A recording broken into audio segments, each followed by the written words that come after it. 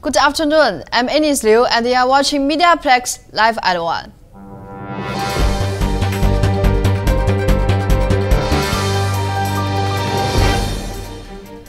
The Philadelphia Eagles are the Super Bowl 52 champions.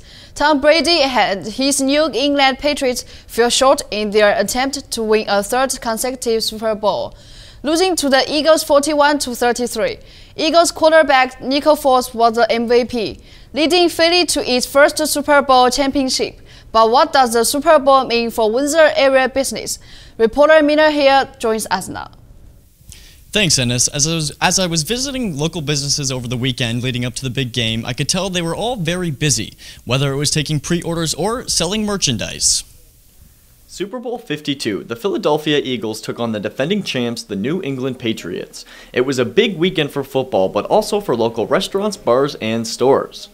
Bob Riem, owner of Bob Riem Sports in Windsor, says the Super Bowl provides a nice boost for his business. January is usually our worst month of the year because it's right after Christmas, but the Super Bowl and the playoffs kind of help out in that drastically because it's about the most meaningful games being played. It's not just apparel that sees an uptick in sales. Loose Goose in downtown Windsor anticipated a high demand in takeout orders for Super Bowl Sunday parties. Manager Chris O'Keefe says they had $1,000 in pre-orders hours before the game started. Most people do Super Bowl parties at their house, so we do expect that we will do quite a bit in food sales. Though the weather may have been a disadvantage for some businesses, it was helpful for food deliveries. Mike Flores, the owner of Bullseye Pizza in Windsor's East End, spent Sunday morning prepping for the game. We'll be planning on having a really busy night once the game starts. Las Vegas is already hedging bets for Super Bowl 53 with the New England Patriots currently favored to win. Back to you, Ennis. Thanks, Miller. A man found floating in the icy Detroit Windsor last Wednesday has died. According to police, one witness believes she saw a woman in the river as well, but that woman was not being found. Police officers continue to investigate that possibility. A Coast Guard helicopter joined the search, but so far nobody has been located. The Windsor Police Major Crimes Unit continues to investigate. Employees at Motor City Chrysler dealership are walking the picket lines on front of the dealership. Reporter Smart Core joins us to explain. It was freezing out there, but the weather could not stop the Motor City Chrysler employees at the picket line. I was there and spoke to them about their demands and the reason for the strike. About 60 employees at Motor City Chrysler pace the sidewalks in front of the car dealership. They say the demand is simple: give back what was theirs. We don't really have demands. Over the past 12 years, back starting like in 2008 when everything got bad, our economy went in the tank and everything, we realized that the company needed a hand, and so we allowed and went with some cutbacks. We actually did that for 3 contracts in a row. Rogers has been in the sales department for 7 years and says the dealership has always been preaching about team effort. He says this is the best time to show them team effort and stand in solidarity with his colleagues. The employee says the dealership has been clawing back benefits. Bob Murray has been for 7 years and says the dealership has always been preaching about team effort. He says this is the best time to show them team effort and stand in solidarity with his colleagues. Bob Maurice is the solidarity head for the Unifor 195 and says the dealership has been clawing back benefits. What's happened here with this dealership is out of the 498 dealerships across Canada, this dealership here in Windsor is the 5th top producer and the 5th top sales in all of Canada. And this new owner, has come to the bargaining table with nothing but concessions. The employees say that they hardly got any pay increments and had their benefits cut years ago. Rogers said they want them restored. If somebody told me this a year ago that would happen, I'd have had my doubts. Looking for nothing we haven't had in the past. We're just looking to get back what we gave up over 12 years ago.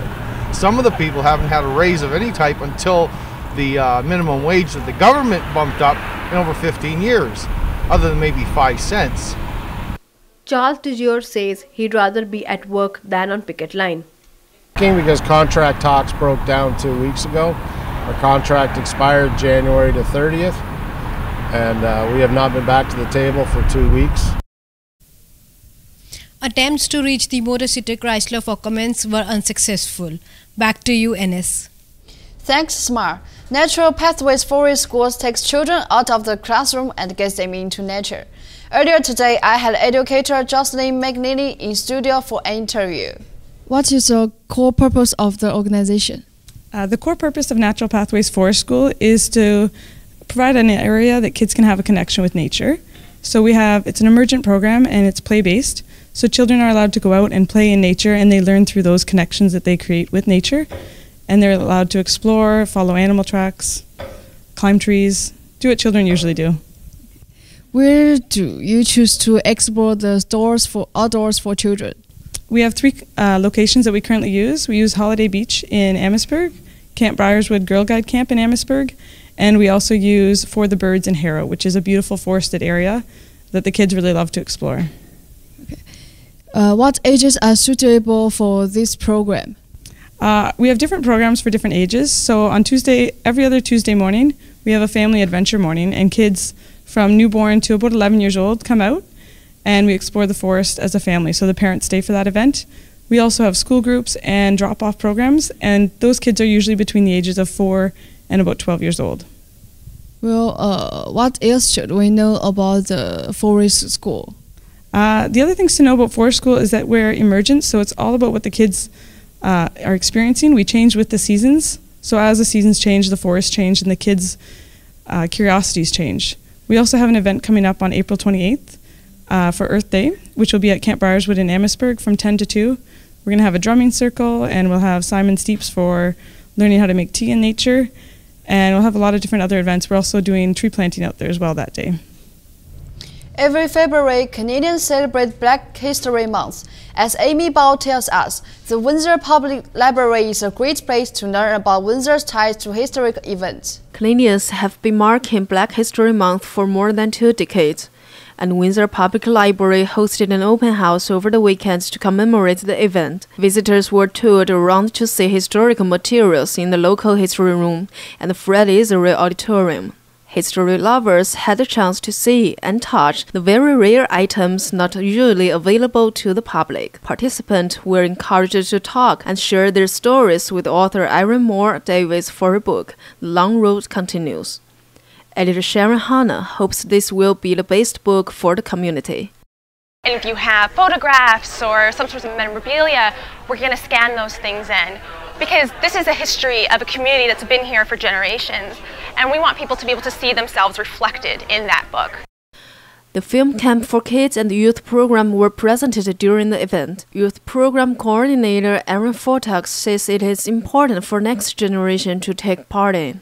I think it's really exciting to be able to engage youth in the history as well, and I think it's just important for people to be able to tell their stories and share their stories, and again, to have youth be involved in that, to pass it, because the idea is sort of to pass it on to future generations, right? So it's great to get kids involved in recording that process. Black History Month and Windsor Essex has many events going on. For more information, visit Tourism Windsor Essex. For Mediaplex News, I am Amy Bao. Let's take a look at the weather. Today we will see many ceiling skies with a high of -6. Tomorrow the sun should stick around with a high of -4. I hope we are not tired of snow, because more is on the way. Thanks for tuning in. I'm Anis Liu, and you have been watching Mediaplex Live at 1.